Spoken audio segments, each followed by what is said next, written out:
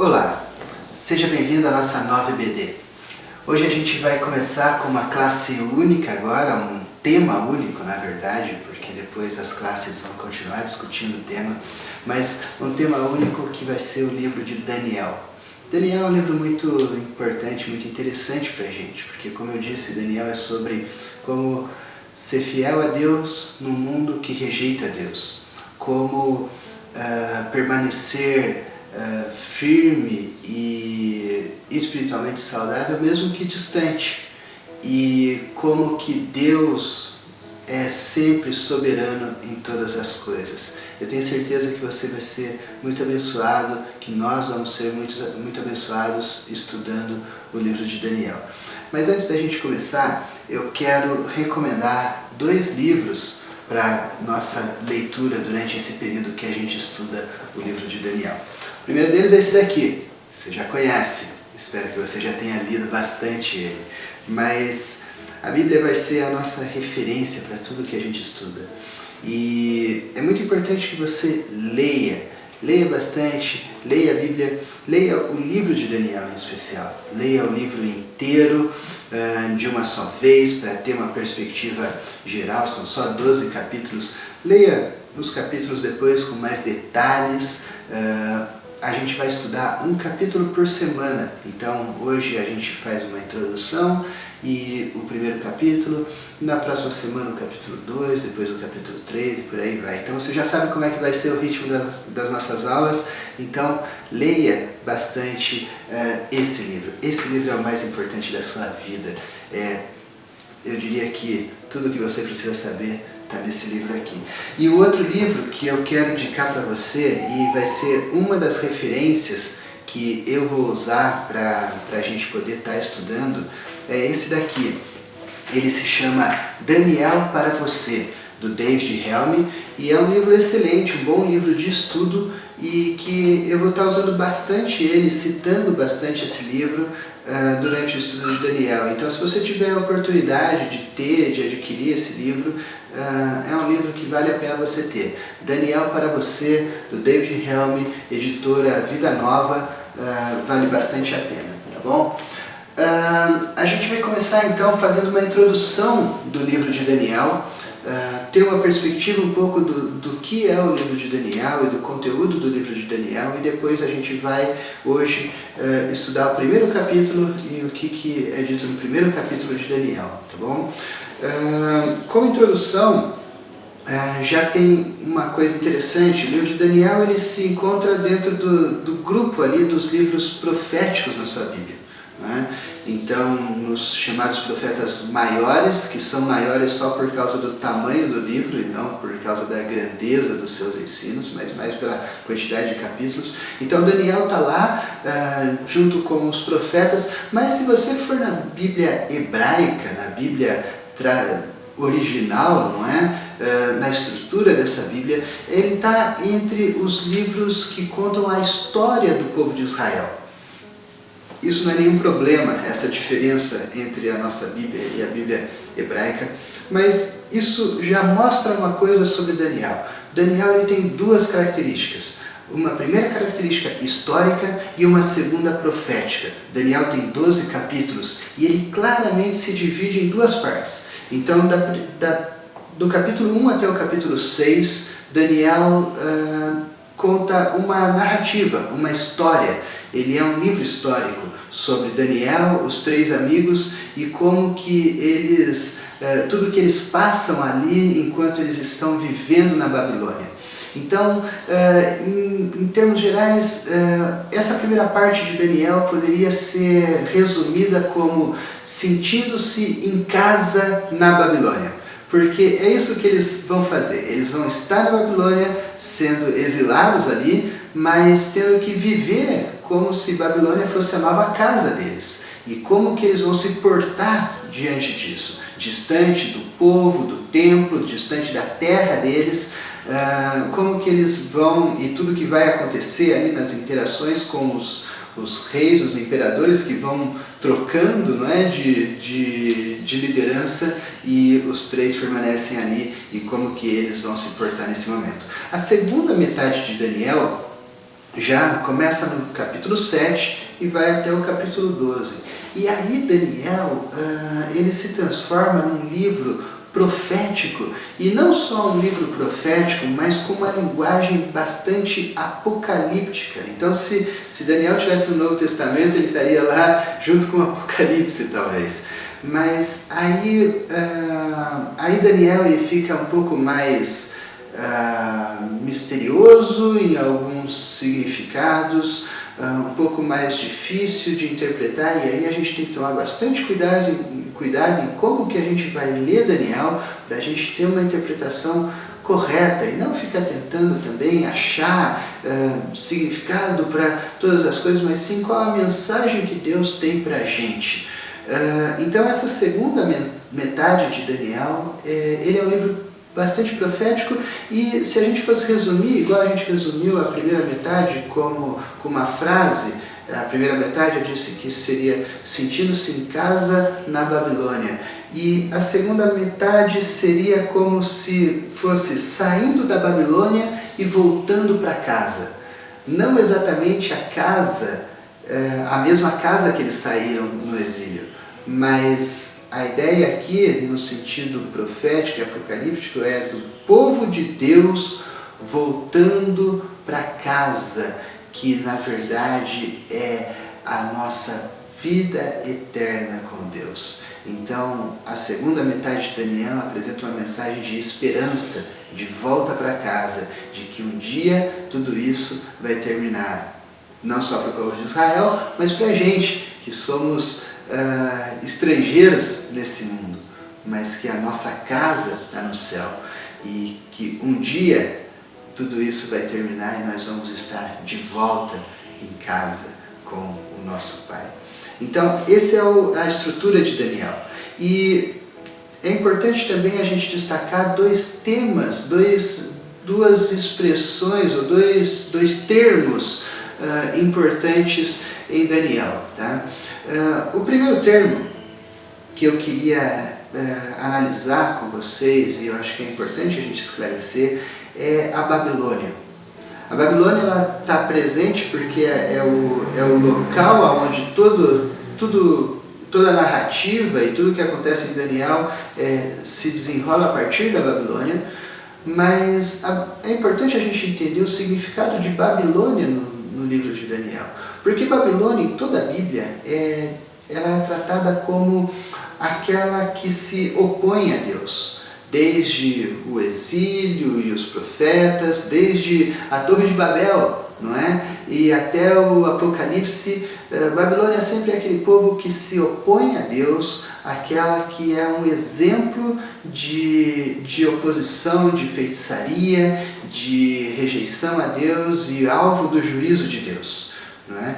Mas em Daniel cabe uma segunda perspectiva sobre a Babilônia. Tá? Não que essa primeira seja errada, de fato Babilônia é tratada assim na Bíblia, tá? Mas em Daniel, a Babilônia ela assume uma segunda perspectiva. Babilônia é a nova casa de Daniel e dos 3 amigos. E talvez no livro de Daniel, para a gente entender, seja importante a gente ir lá para Jeremias. Tá? E eu queria ler um texto aqui de Jeremias que eu acho que vai ajudar bastante a gente a entender a perspectiva, o significado de Babilônia dentro do livro de Daniel. Tá bom? Então, em Jeremias 29, a gente vê Deus falando ao povo que se encontra na Babilônia. E lá no versículo 4, eu vou ler aqui do versículo 4 até o versículo 7, o Senhor diz assim, olha: assim diz o Senhor dos Exércitos, o Deus de Israel, a todos os exilados que deportei de Jerusalém para a Babilônia. Daniel, os amigos dele, todos e as outras pessoas que foram para a Babilônia. Construam casas e habitem nelas, plantem jardins e comam de seus frutos, casem-se e tenham filhos e filhas, escolham mulheres para casar-se com seus filhos e deem as suas filhas em casamento para que também tenham filhos e filhas. Multipliquem-se e não diminuam. busquem, presta atenção nisso, busquem a prosperidade da cidade para a qual eu os deportei e orem ao Senhor em favor dela, porque a prosperidade de vocês depende da prosperidade dela. Olha só que interessante isso, a prosperidade da Babilônia, a prosperidade dos hebreus na Babilônia depende da prosperidade da Babilônia. A Babilônia em Daniel, ela não é simplesmente um povo que se opõe a Deus, ela é um povo que se opõe a Deus, mas a Babilônia é a nova casa do povo de Deus, e Deus deseja abençoar a Babilônia por meio do seu povo, e Deus deseja que o seu povo seja abençoado na Babilônia. Olha só que interessante, não é? E Deus pede para que o povo ore pela Babilônia e deseje o bem da Babilônia. Então, em Daniel, a Babilônia não é um inimigo, mas alguém que deve ser abençoado pela presença de Daniel ali. E Daniel tem essa consciência, ele abençoa, ele ajuda, ele serve aos reis que vão se colocando ali na Babilônia. E aqui já fica uma coisa interessante para a gente. O quanto é importante a gente orar, e sobretudo agora, nessa situação que a gente vive de quarentena e de tantas discussões e tantas decisões difíceis que nossos líderes têm que tomar. Como que é a nossa posição como um povo que vive nesse mundo, certo? Mas que pertence a Deus. Nós devemos orar, nós devemos desejar o bem do nosso país, o bem dos nossos governantes. Nós devemos orar por eles e não amaldiçoar eles. Nós devemos clamar a Deus para que dê sabedoria a eles.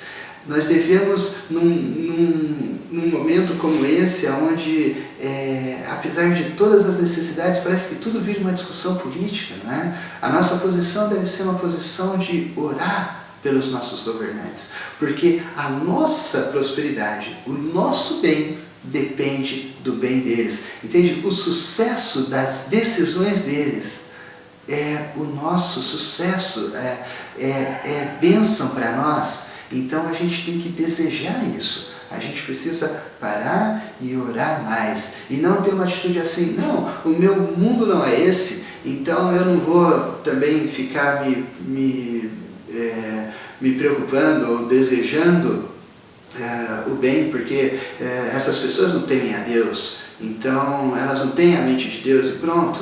Não, mas nós devemos orar para que Deus dê sabedoria a eles e para que eles sejam abençoados.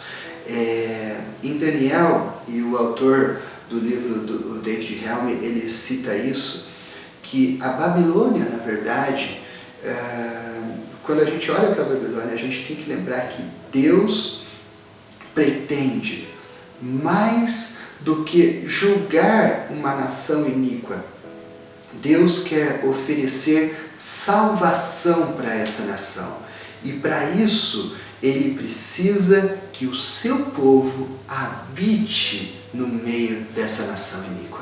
Então, isso tem muito a ver com aquela oração de Jesus por nós, né? Por todos aqueles que viriam, não é? Depois dele, ele pede para que o Pai não nos tire desse mundo, porque é nesse mundo que ele quer que nós sejamos bênção.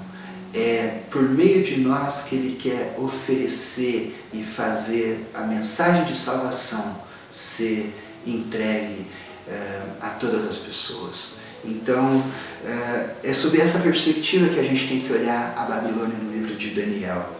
O segundo termo que eu quero tratar também é o exílio.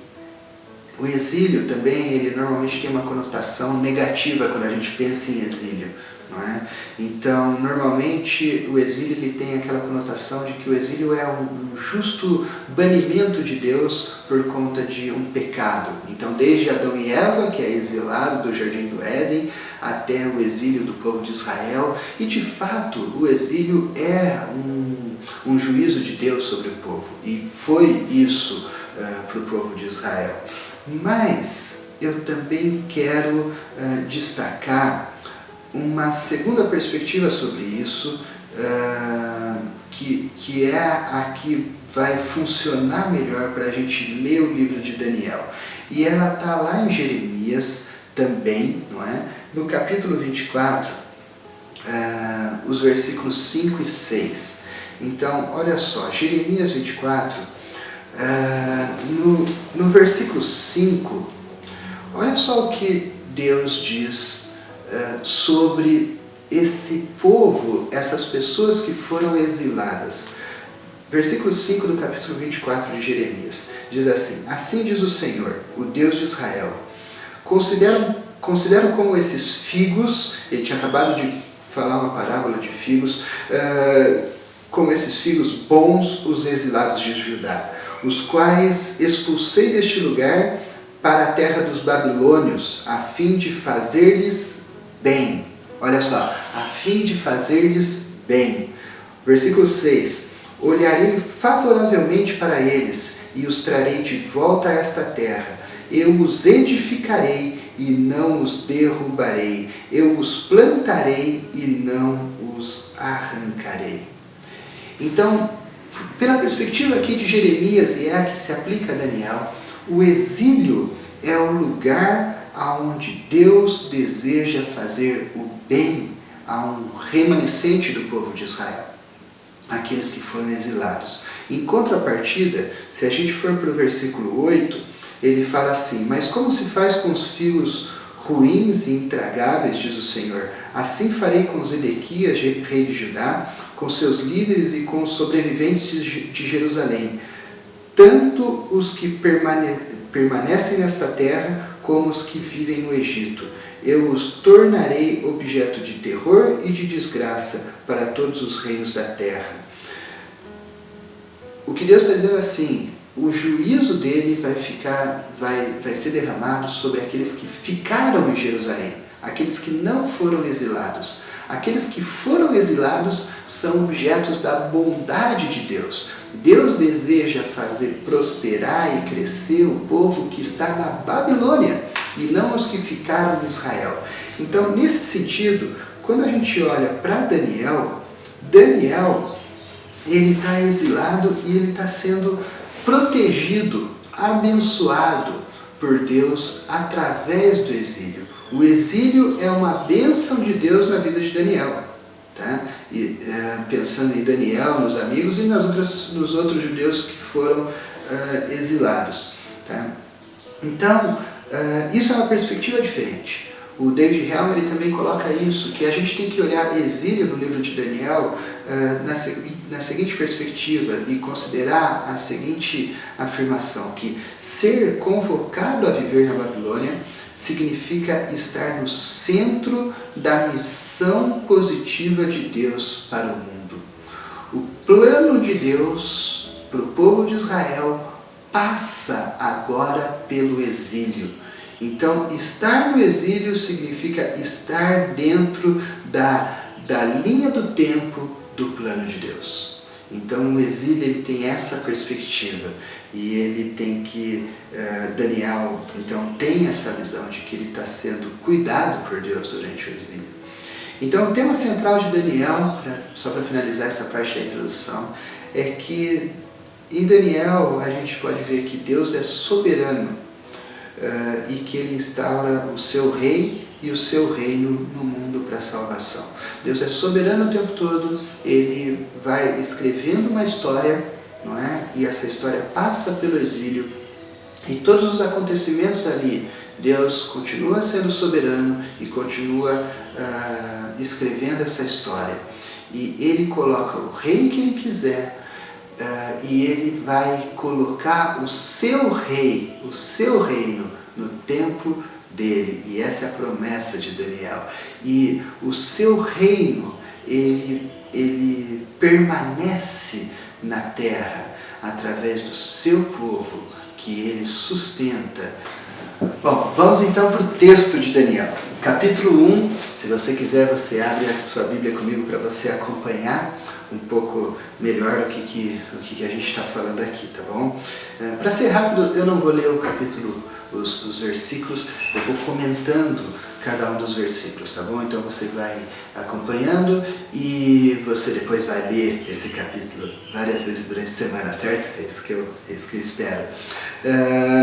Então o capítulo 1 ele começa com uma crise. Ele começa falando de que a Babilônia havia invadido Israel, conquistado Israel e exilado algumas pessoas. Então, logo no versículo 1 e 2, a gente já vê assim que parece que definitivamente o fim tinha chegado para o povo de Israel, não é?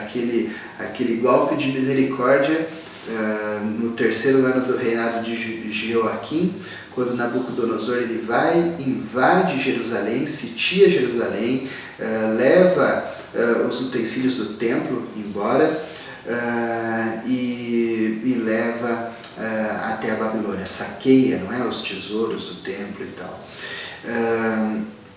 Então, Daniel começa assim, com essa cena trágica, e isso vai além de simplesmente um saque ou uma guerra, porque as promessas de Deus passam pelo povo de Israel.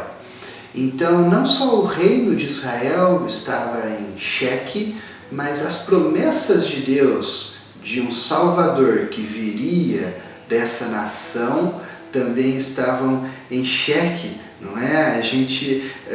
O futuro ali de Daniel diz muito mais do que só sobre o futuro da nação de Israel, mas diz a respeito do futuro do mundo, da salvação que Deus tinha prometido a todos os povos, não é?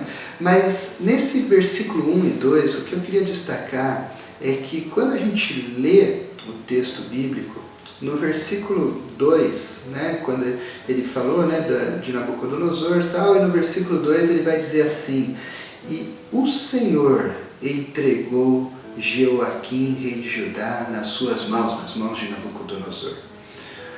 Presta atenção nisso. O Senhor entregou Jeoaquim nas mãos de Nabucodonosor. Foi o Senhor.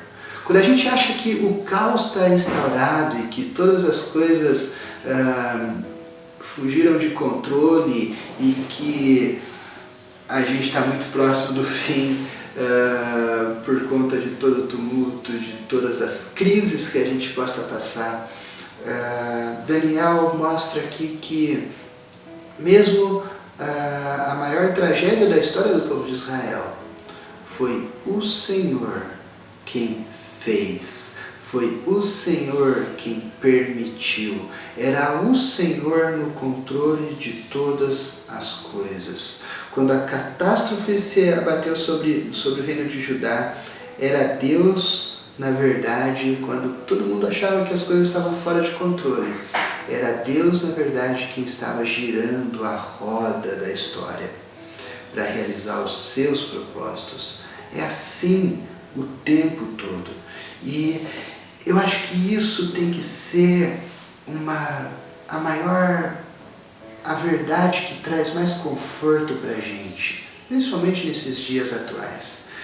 Sempre que a gente achar que as coisas estão fora de controle, a gente tem que lembrar que é Deus quem escreve a história, é Deus quem faz a roda da história girar, é Deus quem está no controle de todas as coisas. E mesmo que tudo pareça fora de controle, mesmo que a gente possa dormir com medo e acordar preocupado, ainda assim, Deus nunca esteve com menos controle ou mais controle do que hoje, porque Ele sempre teve o controle total de tudo o que acontece. Então eu queria te convidar a refletir sobre a soberania de Deus. Refletir mais e gastar tempo pensando sobre o controle de Deus. Como que Deus está no controle da situação hoje, da situação de amanhã, de depois, e dos anos que vierem, e das próximas crises que vierem, e de tudo que acontecer, de bom ou de ruim. Deus sempre está no controle de todas as coisas. Ele é soberano e é sempre Ele que permite, é Ele quem entrega reis, é Ele quem sustenta reis, é Ele quem protege, é Ele quem muda a história. Deus é o Senhor da história, Deus é o autor da história. Vamos continuar em Daniel? Se a gente for para o versículo 3 ao 7, a gente vai conhecer então os personagens do livro de Daniel. São 4 personagens, são 4 jovens, não é? Que provavelmente eram membros ali da realeza, da nobreza, porque eles foram selecionados por Nabucodonosor. Então, o nome deles é Ananias, Misael e Azarias. E Daniel, lógico, o personagem principal do livro. Então, são 4 jovens, 4 amigos, não é? Que vão para a Babilônia. Como eu disse, eles fazem parte provavelmente da nobreza, da realeza, das pessoas das famílias mais influentes de Israel. Eles são selecionados pela sua posição, pelo seu preparo, pelo seu histórico, pelo seu conhecimento, capacidade e até mesmo pela sua aparência. O texto fala tudo isso, que eles foram escolhidos entre os melhores ali de Israel, porque a ideia de Nabucodonosor era exatamente essa, escolher os melhores jovens para dar um treinamento especial. E a ideia aqui do domínio de Nabucodonosor é de que cada povo que ele ia conquistando, ele ia absorvendo o capital intelectual desse povo, ele ia fazendo uma espécie de uma lavagem cerebral nas pessoas mais influentes, de forma que ele tivesse domínio de toda a linha sucessória desses povos que são conquistados. Então, as próximas gerações, não é, eles seriam babilônicos e não mais hebreus, não é? E por isso que Nabucodonosor queria colocar todo o pensamento babilônico e a melhor instrução babilônica para esses jovens. Nabucodonosor inclusive troca o nome desses jovens, e de nomes que exaltam a Deus, você vê Daniel, que termina com El, Deus, né? Deus é o meu juiz, e todos os 4 nomes que exaltam a Deus. E então Nabucodonosor troca esses nomes por nomes babilônicos, para que eles tenham uma identidade babilônica. A ideia é que eles se tornem babilônicos a partir de agora. Mas o versículo 8 serve como versículo chave para toda essa primeira parte de Daniel. Porque no versículo 8, Daniel toma uma decisão. Daniel decide não se contaminar. E essa frase vai mostrar a postura desses 4 jovens em toda essa primeira parte do livro. Essa frase vai dar a tônica de toda a história. Daniel e seus amigos, por consequência, eles decidem não se contaminar na Babilônia. E aí eles vão, a questão de Daniel ali é a comida. Ele decide não comer a comida do rei, né? Porque eles participariam dos banquetes do rei e comeriam da mesma comida que o rei comia, mas ele pede para comer verduras e legumes, fazer uma dieta diferente. Aqui vale a gente pensar um pouco sobre essa decisão de Daniel e o motivo dessa decisão de Daniel. A gente poderia pensar assim de um jeito mais superficial, pensando assim que simplesmente Daniel ele queria ter uma pureza cerimonial. Lembra lá em Levítico 11, quando fala dos animais que podiam ser comidos ou não, e Daniel não queria quebrar as regras cerimoniais e as regras alimentares do seu povo. Mas assim, Eu não sei se esse foi exatamente o principal motivo de Daniel. Pode até ter sido, em certa forma, mas, por exemplo, Daniel fala que não iria comer da comida e nem beber o vinho. E não existia nenhuma proibição na lei de Moisés quanto a beber vinho. Mas Daniel se recusa a isso. Também poderia ser um segundo motivo que as comidas, os alimentos ali pudessem ser, e o texto não fala isso, sacrificado a ídolos. E Daniel não queria cometer esse tipo de erro, se alimentando de coisas sacrificadas a ídolos. Mas assim, ele pede vegetais, e quem me garante que os vegetais também não tinham sido sacrificados aos ídolos? Então, também é um outro argumento que talvez não seja completo. O que faz mais sentido aqui, e o que realmente toda a história de Daniel vai demonstrar, é que mais do que simplesmente cumprir uma regra, Daniel queria afirmar, ele queria mostrar para ele mesmo e para os babilônios que é possível estar em casa na Babilônia, como eu disse que é o tema dessa primeira parte, né, em casa na Babilônia. É possível estar em casa na Babilônia sem se tornar um babilônico. É possível estar lá sem ser um deles. E nesse ponto aqui, eu quero fazer um desafio para você. Para que você também tome uma decisão de não se contaminar.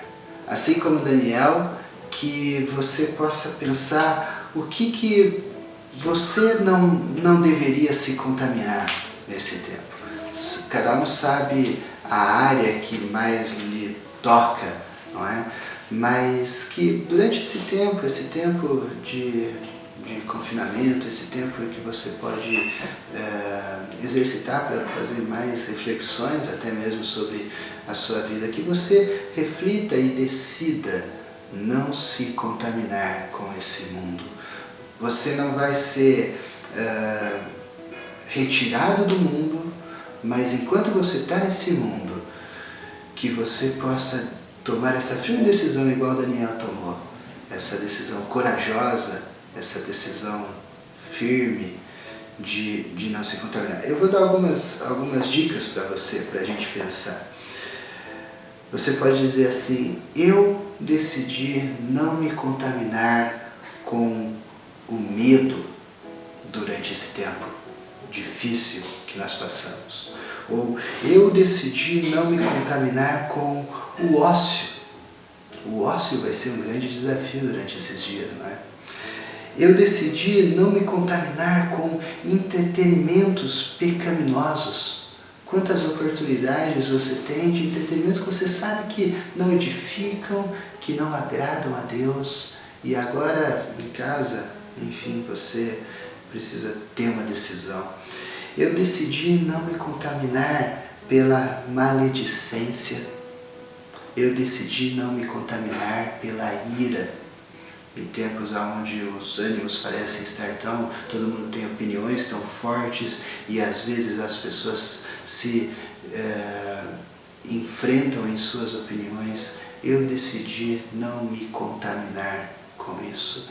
Eu decidi não consumir esse tipo de coisa e não agir desse tipo de forma que a gente tem visto. Daniel, ele não priorizou os seus prazeres e nem a sua promoção. Ele não priorizou o seu sucesso, ele priorizou uma coisa só, a sua pureza. E isso é interessante, que nós possamos priorizar, guardar sobre todas as coisas, igual o Provérbios fala, não é? Sobre todas as coisas, guarda o teu coração, guarda puro o teu coração. Foi isso que Daniel fez, ele decidiu isso.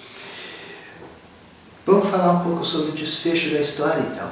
Depois dessa decisão de Daniel, então nos versículos 9 até o 14, a gente vai ver como que Daniel executa essa decisão. Uma coisa é você decidir, outra outra coisa é você fazer aquilo que você decidiu.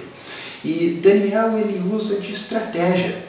Ele não resolve assim, já que eu não vou me contaminar, então eu vou ser um rebelde, eu vou fazer um protesto, eu vou fazer greve de fome, eu vou escrever um textão no Facebook, eu vou fazer um vídeo no Instagram. Não foi isso que ele fez, né? Ele usa de estratégia, ele procura ali o chefe dos eunucos, ele procura negociar com ele usa de muita sabedoria com aquele homem para negociar. Aquele homem tinha medo de não seguir uma ordem do rei. Daniel faz uma proposta, olha só, vamos fazer um teste então, não precisa ser para sempre, só 10 dias. 10 dias você dá verduras, legumes e água para a gente, para nós 4, e depois de 10 dias a gente compara. Se a gente estiver fraco, a gente volta atrás, mas se a gente estiver forte, aí a gente mantém essa dieta, não é? E é isso que acontece. No versículo 15 e 16 a gente vai ver que depois desses 10 dias, Daniel e os amigos dele, eles estão mais fortes e mais saudáveis do que todos os outros jovens, porque eles não eram os únicos naquela situação, que todos os outros. E os 10 dias, a dieta de 10 dias se torna uma dieta permanente para Daniel e para os amigos dele, para os 4 ali.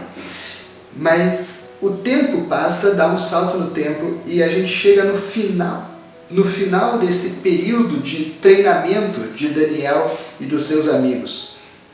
E no versículo 17, do 17 até o 21, até o final do capítulo, a gente vai ver o desfecho disso tudo.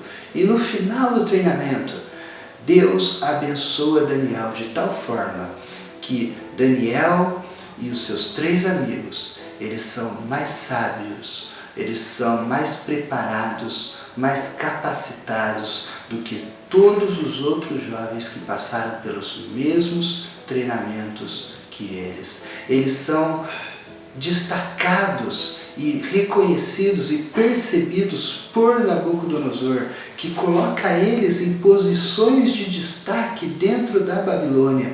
O texto fala que Daniel e seus amigos foram encontrados 10 vezes mais sábios do que todos os magos e encantadores de todo o seu reino. Não só dos aprendizes, mas dos mais sêniores também, dos mais experientes. Daniel e seus amigos são 10 vezes mais sábios. Numa tradução literal aqui, no hebraico, na verdade, ele fala, não são 10 vezes, são 10 mãos. É como se Daniel tivesse 10 mãos. A ideia é assim, que ele podia fazer o trabalho de 5 pessoas, porque ele tinha 5 vezes mais mãos do que as outras pessoas. Então, quando Nabucodonosor olhou para eles, falou assim, esses 4 aqui, eles são 5 vezes mais eficientes e produtivos do que qualquer funcionário que eu tenho aqui. Então, esse foi o desfecho desse primeiro capítulo da história de Daniel na Babilônia. E é interessante que o desfecho mostra para a gente que os que se recusaram a fazer uma concessão ao mundo foram os que se tornaram os homens mais úteis para o mundo. Aqueles 4 jovens se recusaram a fazer uma concessão para a Babilônia e eles se tornaram as pessoas mais úteis para a Babilônia.